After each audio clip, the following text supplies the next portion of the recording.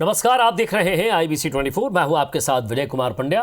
खबरों की शुरुआत करते हैं इंदौर से। पहली खबर, जहां इंदौर में बीजेपी की 2 दिवसीय बैठक में शामिल होने आए प्रदेश प्रभारी मुरलीधर राव ने मुख्य मुद्दों को लेकर खुलकर बात की है।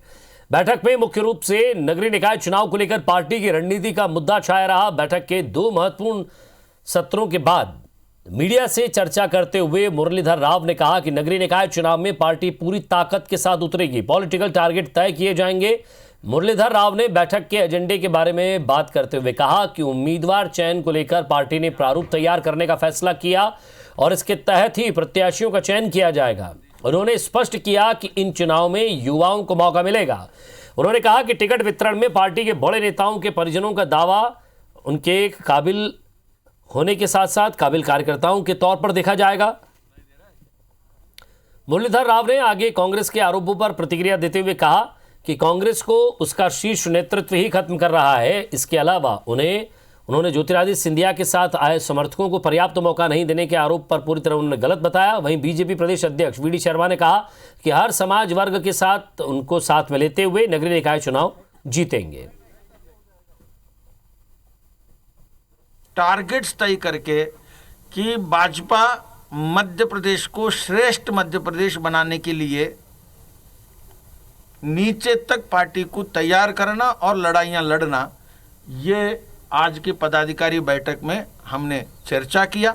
ट्राइबल्स, शेड्यूल्ड कास्ट, किसान और यूथ, ये हमारे इंपॉर्टेंट प्रायोरिटी एरियाज रहेंगे। हम सब मिलकर के मंथन कर रहे हैं कि किसी कोने में अगर हम कहीं छूटे हैं तो वहां तक हम कैसे पहुंचेंगे। कहीं हमारी कोई वीकनेस है तो उसको सशक्त बनाने के लिए हमारी भूमिका कैसे बनेगी। मध्य प्रदेश में नगरीय निकाय चुनाव में कांग्रेस विधायकों और उनके परिवार को टिकट दे सकती है। कांग्रेस नेता सज्जन सिंह वर्मा ने कहा कि जिन विधायकों में दम है, जीतने का मादा है, उसको विधायक के परिवार से या उस विधायक को चुनाव लड़ाया जाएगा। सज्जन सिंह वर्मा ने कहा कि कांग्रेस प्रोपेगेंडा नहीं करती है, इसलिए एक व्यक्ति एक पद की कोई बाध्यता नहीं है। सज्जन सिंह वर्मा ने जिताऊ उम्मीदवारों को टिकट देने की बात कही। वहीं कांग्रेस निकाय चुनाव में 80% तक टिकट युवाओं को देगी और यह भी तय किया गया है कि कांग्रेस ने अब तक सभी निकाय के लिए ऑब्जर्वर नियुक्त किए थे, जिनकी पहले राउंड की बातचीत हो चुकी है।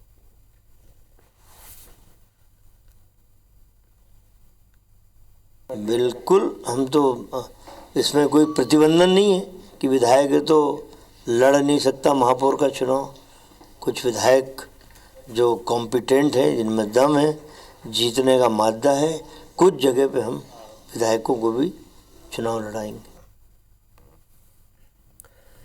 नगरीय निकाय चुनावों की इन चुनाव की तारीख पर शायद बादल छटने से पहले ही उसका असर भी राजनीतिक दलों पर आंदोलन के तौर पर साफ दिख रहा है। जबलपुर में कांग्रेस ने बिजली अधिकार आंदोलन के तहत एक सम्मेलन का आयोजन किया है। कांग्रेस का आरोप है कि जब प्रदेश में कांग्रेस की सरकार थी तब टीसी कनेक्शन को स्थायी कनेक्शन करने की प्रक्रिया शुरू की गई थी, लेकिन सरकार बदलते ही मामला ठंडे बस्ते में चला गया। जबकि पिछले 10 साल से ये परिवार स्थायी मीटर से कम बिजली का उपयोग करते हैं, लेकिन टीसी कनेक्शन में आने वाला बिजली का बिल इन्हें हर माह करंट मारने का काम करता है। अधिकारियों के पास टेम्परेरी कनेक्शन को परमानेंट करने की गुहार भी लगाई, लेकिन विद्युत मंडल के किसी भी जिम्मेदार अधिकारियों ने इनकी मांगों पर ध्यान नहीं दिया। जबलपुर की 78 कॉलोनियों में वास कर रहे लगभग 60,000 परिवार ऐसे हैं जो विगत 10 से 12 वर्षों से टीसी कनेक्शन के माध्यम से बिजली लेने का काम कर रहे हैं। न बिजली विभाग को इनकी सुध लेने की पड़ी है, न जिला प्रशासन को, न ही प्रदेश की सरकार को। इस समस्त कॉलोनी वासियों को आमंत्रित किया है और उनके बीच हम लोग आंदोलन की रणनीति तय करने जा रहे हैं कि किस तरीके से इस प्रदेश सरकार को हम लोग बाध्य करेंगे कि इन समस्त टीसी कनेक्शनों को परमानेंट किया जाए। और मध्य प्रदेश में सरकार के खिलाफ आंदोलन पर उतारू सहकारिता विभाग के जूनियर सेल्समैन की नियुक्ति का इंतजार कर रहे अभ्यर्थियों के लिए सुकून की खबर है। दरअसल सहकारिता मंत्री अरविंद भदौरिया ने 3,569 जूनियर सेल्समैन की नियुक्ति का रास्ता साफ कर दिया है। भदौरिया ने कहा है कि 10 फरवरी तक चयनित जूनियर सेल्समैनों की नियुक्ति हो जाएगी। इसके लिए चयनित अभ्यर्थियों को जिले के सक्षम अधिकारियों से मिलकर अपने डॉक्यूमेंट्स को वेरीफाई कराना होगा। 10 फरवरी के पहले ज्वाइनिंग लेनी होगी। आपको बता दें कि साल 2018 में चयनित होने के बाद 3,569 जूनियर सेल्समैन नियुक्ति की राह देख रहे थे। मुख्यमंत्री महोदय ने तुरंत उसको ध्यान में लेते हुए सभी पैक संस्थाओं में 3,629 कनिष्ठ संविदा विक्रेताओं की नियुक्ति करने के निर्देश जारी कर दिए गए हैं। सभी ये लोग अपने जिलों में सक्षम अधिकारी से अपने डॉक्यूमेंट्स दिखाकर 10 फरवरी तक ज्वाइनिंग की स्थिति में आ जाएंगे। दतिया प्रशासनिक महकमे में उस समय खलबली मच गई जब बडौनी प्रवास पर पहुंचे गृह मंत्री डॉक्टर नरोत्तम मिश्रा ने राजस्व संबंधी शिकायतों के मामले में मंच से ही तहसीलदार सुनील वर्मा के निलंबन की घोषणा कर डाली। इस घोषणा के बाद जहां ग्रामीण ताली बजा रहे थे, वहीं प्रशासनिक महकमे में हड़कंप की स्थिति बनी हुई थी। गृह मंत्री डॉक्टर नरोत्तम मिश्रा बडौनी में पात्रता पर्ची वितरण कार्यक्रम में शामिल होने के लिए बडौनी पहुंचे थे। इस दौरान वहां तहसील संबंधी समस्याओं सहित अन्य मामलों को लेकर 50 से ज्यादा ग्रामीणों ने उन्हें आवेदन सौंपकर अवगत कराया था, जिसका मौके पर निराकरण करने के लिए उन्होंने मंच से माइक संभाला। तहसील के संबंधित अधिकारी कर्मचारियों को बुलाया। बावजूद इसके काफी देर तक मंच के पास तहसीलदार सुनील वर्मा नहीं पहुंचे तो गृह मंत्री ने नाराजगी जताते हुए तहसीलदार वर्मा के निलंबन की घोषणा कर डाली।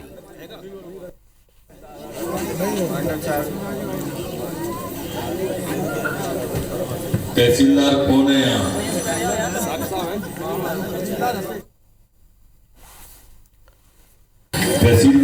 तहसील से कौन है यहाँ पे? तहसील का कौन कर्मचारी है यहाँ? या कौन है चार में तहसीलदार? मैं उनको निलंबित करने की घोषणा करता हूँ।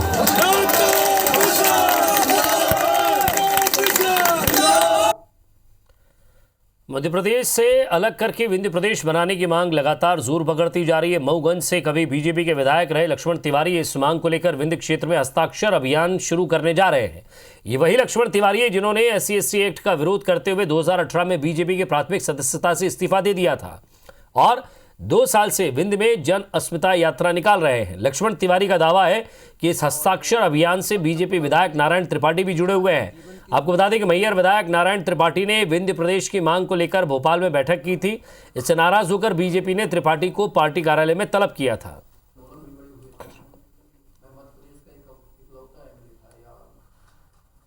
चाहता हूं और पूरी विंध्य की जनता चाहती कि विंध्य प्रदेश हमारा अलग हो ताकि हमारा सर्वांगीण विकास हो सके। पंडित नारायण त्रिपाठी जो मैहर के वर्तमान विधायक हैं, उनका मैं स्वागत करता हूं, अभिनंदन करता हूं। हम लोग साझे में रहकर चौराहट में अभी कार्यक्रम किया था। आगे भी हम एकत्रित होकर योजना बनाकर हम लोग इस काम को विंध्य प्रदेश के लिए काम करेंगे। इसीलिए 15 फरवरी से हमारा हस्ताक्षर अभियान चलने वाला है। मुरैना में राज्यसभा सांसद ज्योतिरादित्य सिंधिया ने अपने निजी कोष से जहरीली शराब के पीड़ित परिवारों को आर्थिक मदद दी। छहरा मानपुर गांव में मृतकों के परिजनों को 50-50 हज़ार रुपए के चेक बांटने पहुंचे प्रदेश की नगरीय विकास एवं आवास राज्य मंत्री OPS भदौरिया ने साफ कहा कि कांग्रेस के पास केवल आरोप लगाने के अलावा कोई काम नहीं बचा है। वो अपना काम कर रही है और प्रदेश में सरकार में बीजेपी सरकार लगातार कोशिश कर रही है कि वो किस तरह से प्रदेश को यहाँ से माफियाओं से मुक्त करा सके। इसी तरह और जल्द ही इसके परिणाम देखने को मिलेंगे।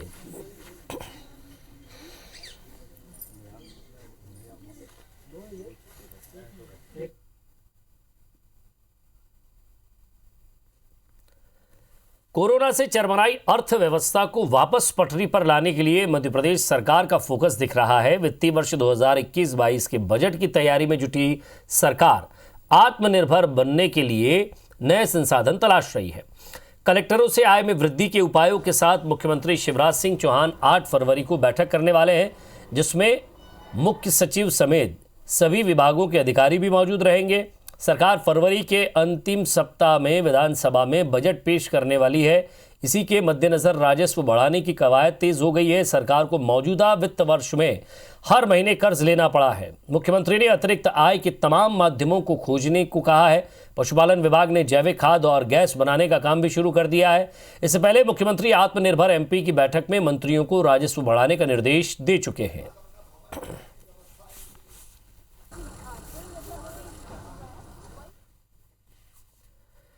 मध्य प्रदेश सरकार वर्ष 2021-22 के लिए नई आबकारी नीति लाने जा रही है और इसका ड्राफ्ट लगभग तैयार हो चुका है। इसमें शराब की ऑनलाइन बिक्री का प्रस्ताव है, यानी ऑनलाइन ऑर्डर करने पर शराब सीधे घर पहुंच जाएगी।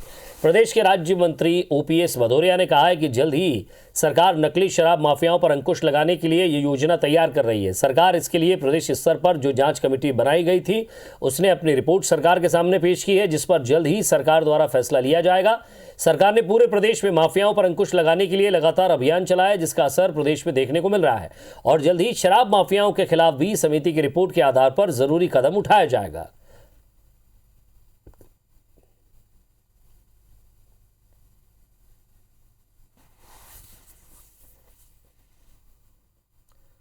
इंदौर में बेसहारा बुजुर्गों को मवेशियों की तरह गाड़ी में भरकर शहर के बाहर छोड़े जाने की घटना के 48 घंटे बाद कलेक्टर मनीष सिंह को अपनी गलती का एहसास हुआ और इसे लेकर उन्होंने खजराना मंदिर में भगवान गणेश से माफी मांगी है। कलेक्टर ने बुजुर्गों के साथ हुई अमानवीय घटना पर भगवान से क्षमा मांगी। सिंह ने कहा कि निगम द्वारा गलती हुई है और इस के कारण एक अधिकारी होने के नाते मैंने ईश्वर से माफी मांगी है। दरअसल खजराना गणेश मंदिर में तिल चतुर्थी महोत्सव रविवार से शुरू हो गया है, जो 2 फरवरी तक मनाया जाएगा। कलेक्टर ने ध्वजा पूजन कर भगवान गणेश को तिल गुड़ के 51,000 लड्डुओं का भोग समर्पित किया। इस दौरान शहर के मुखिया होने के नाते शहर की जनता की सेहतमंद रहने की प्रार्थना भी की।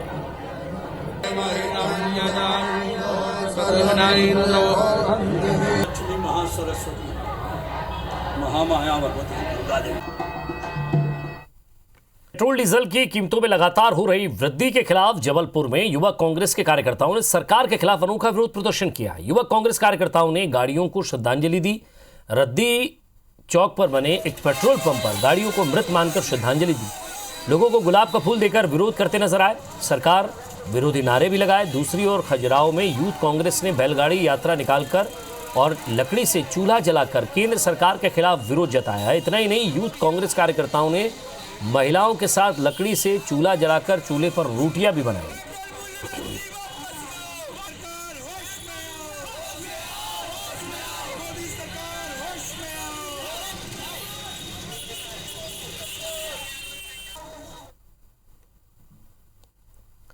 और ग्वालियर के फूलबाग चौराहे पर पिछले 1 महीने से किसान आंदोलन के समर्थन में धरने पर बैठे लोगों पर कुछ असामाजिक तत्वों ने हमला कर दिया, मारपीट की कोशिश की, धरना स्थल पर तोड़फोड़ और झुमाझटकी की। सूचना पर पुलिस मौके पर पहुंची, लेकिन उससे पहले ही शरारती तत्व मौके से फरार हो गए। पुलिस मामले की जांच शुरू कर दी है। धरने पर बैठे लोगों का आरोप है कि आरएसएस के लोगों ने हमला किया। उपद्रवी आधे घंटे से ज्यादा तक बीच चौराहे पर हंगामा करते रहे।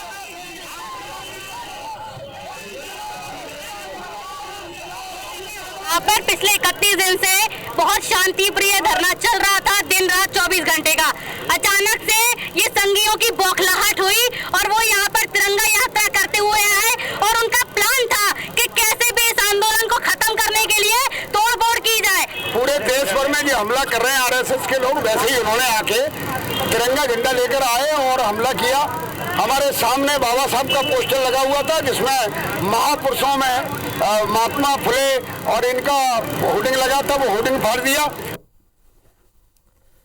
मध्य प्रदेश में बिजली उपभोक्ताओं को अब बिजली संबंधी शिकायतें दर्ज कराने के लिए 1912 यानी कि 1912 पर कॉल करते ही सिर्फ उपभोक्ता नंबर बताने की शिकायत दर्ज कराई जाएगी। इसके साथ ही कंपनी ने एक समय में कॉल अटेंड करने की क्षमता भी दोगुनी कर ली है।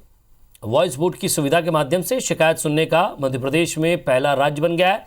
इस अप्रत्यक्ष टेलीकॉलर को निष्ठा नाम दिया गया है।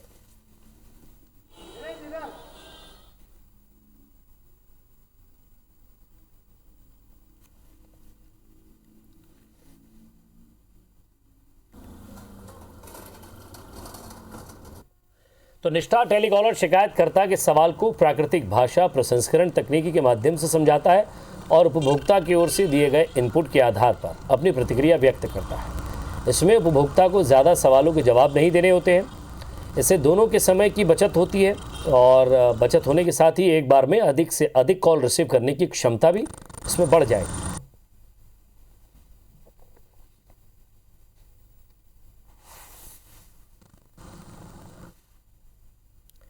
इंदौर शहर में मर्डर, लूट, डकैती की घटनाएं रुकने का नाम नहीं ले रही हैं। ऐसी घटना एरोड्रम थाने क्षेत्र के पॉश कॉलोनी में देखने को मिली। बदमाशों ने 2 घरों में डकैती को अंजाम दिया। बदमाशों ने घर के मालिक को बंधक बनाकर मारपीट की। लाखों रुपए के सोने चांदी की जेवरात सहित हजारों रुपए नगद लेकर फरार हो गए। फिलहाल घर में लगे सीसीटीवी कैमरे के आधार पर पुलिस बदमाशों की तलाश में जुटी है।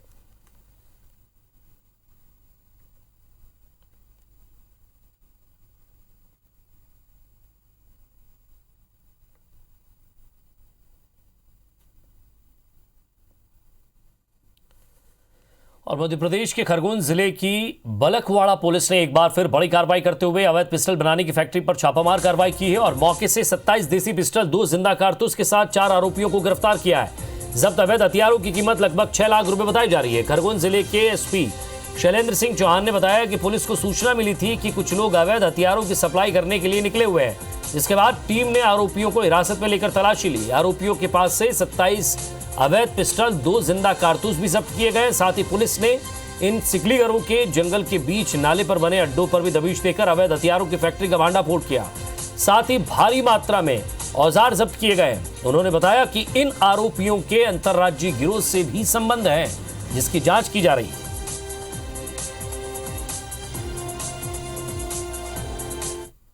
करीब 4 लोगों को पुलिस ने मौके से पकड़ा, तो इनके पास टोटल करीब 17 पिस्टल्स और 10 कट्टों के साथ मतलब 27 फायर आर्म्स जो है इनसे मिले।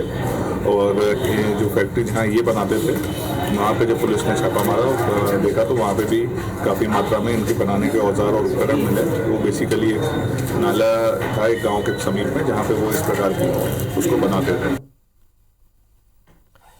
बालाघाट के लांजी थाना क्षेत्र के देवर बेली चौकी इलाके में नक्सलियों ने उत्पात मचाया। सड़क निर्माण में लगे 2 ट्रैक्टर और एक सीमेंट से भरे ट्रक में आग लगा दी। बताया जा रहा है कि नक्सलियों ने निर्माण कार्य में लगे मजदूरों के मोबाइल छीनकर उन्हें भगा दिया।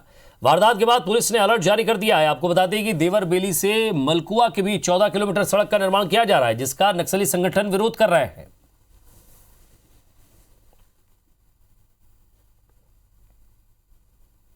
गाड़ी आगे बढ़ा, हमको भगा दी और हम कुछ 300 मतलब 250-300 मीटर दूरी चलेगा पहुँचा दिए उसको। उसके बाद में पीछे देखो तो कहा बहुत जन तो गाड़ी में आग लगा दी। रात्रि में कुछ नक्सली द्वारा वहाँ पे जो रोड निर्माण कार्य किया जा रहा है, उसमें मटेरियल आया था सीमेंट, तो सीमेंट की गाड़ी जला दी गई है। 2 ट्रैक्टर जलाने की सूचना मिली है।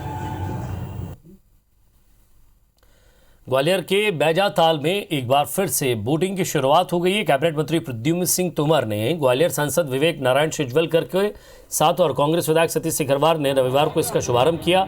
मंत्री प्रद्युम्न सिंह तोमर और सांसद विवेक शेजवलकर ने भी यहां बोटिंग करते नजर आए। वहीं गंदे पानी को लेकर मंत्री प्रद्युम्न सिंह ने कहा कि निश्चित रूप से इसे बेहतर बनाने का प्रयास किया जाएगा। वहीं नगर निगम कमिश्नर शिवम वर्मा से बैजाताल में भरे गंदे पानी के विषय में जानकारी ली, तो उन्होंने कहा कि ये पानी वाटर ट्रीटमेंट प्लांट से साफ होकर आ रहा है, इसलिए ये ठीक है, यहाँ पर पानी पीने योग्य नहीं है। वहीं परिवार के साथ आए कुछ बच्चे भी इस बोट क्लब पर मज़ा लेते नजर आए।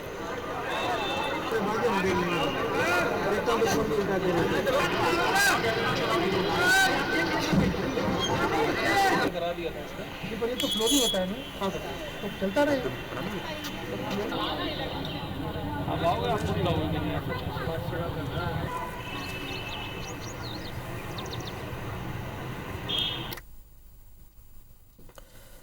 और जबलपुर में नर्मदा में बढ़ते प्रदूषण को ध्यान में रखते हुए ही प्राकृतिक भारत नाम की एक संस्था ने दीपदान के लिए नए तरीके की शुरुआत की। कागज से बने दोनों की जगह गोबर से बने दियों के जरिए दीपदान करने के लिए प्रेरित किया जा रहा है। इसके लिए संस्था की ओर से इको फ्रेंडली दिए बनाकर निःशुल्क लोगों को बांटे जा रहे हैं, ताकि लोग कागज से बने दियों से दीपदान करने से परहेज करें। कागज से बने दियों से दीपदान को नर्मदा के साथ ही जलीय जीव जंतुओं के लिए भी हानिकारक माना जाता है, जिसे देखते हुए युवाओं की टोली रोजाना नर्मदा तटों पर पहुंचती है और लोगों को गोबर से बने दिए वितरित करती है। वहीं वैज्ञानिक नजरिए से इसे नर्मदा प्रदूषण के लिहाज से खतरनाक कदम माना जा रहा है। गोबर से नर्मदा का प्रदूषण खत्म होने के बजाय और बढ़ने की संभावना है। प्रदूषण नियंत्रण बोर्ड के अधिकारियों के मुताबिक गोबर से बने दियों में नदी में मिलने से नर्मदा का जल प्रदूषित हो सकता है, जिससे जल की स्वच्छता और जल के बहाव पर विपरीत असर पड़ सकता है। देखा तो दोनों का दीपदान तो कर देते हैं, बट उसके बाद नर्मदा जी में काफ़ी ज़्यादा प्रदूषण हो जाता है क्योंकि इकट्ठे हो जाते हैं। तो हमने सोचा क्यों ना हम आज अपनी गौ माता के गोधन को इस्तेमाल करके कुछ ऐसा बनाएं कि हम नर्मदा माँ में भी हम उसका यूज़ कर सकें। इसी तरह हमें आइडिया आया और हमने इन गोबर के दियों का निर्माण कराया, जिसके बाद हमने उसका ट्रायल लिया कि यार एक्चुअली में दिए कैसे चल रहे हैं। तो हमने देखा बहुत अच्छे सुंदर तरीके से माँ नर्मदा में तैर रहे हैं। इसके साथ साथ अधिक से अधिक लोगों को रोज़गार पहुँचाएँ। हम 12 तारीख से 4-5 दिन से यहाँ दीपक दे रहे हैं। यहाँ पे रोज़ 1-2 हज़ार यहाँ पे फ्री में ये दीपक देते हैं। जो हम डोरिंग यूज़ करते हैं उससे पॉल्यूशन फैलता है यहाँ पे, तो इनसे पॉल्यूशन नहीं फैलता है। गोबर एक कार्बनिक रसायन है, ऑर्गेनिक वेस्ट है। तो नर्मदा नदी में गोबर के दियों का अगर दीपदान किया जाता है तो आने वाले समय में नर्मदा नदी की जल गुणवत्ता के ऊपर इसका विपरीत प्रभाव पड़ने की संभावना बढ़ेगी। और इसी के साथ फिलहाल इस बुलेटिन में इतना ही। नमस्कार।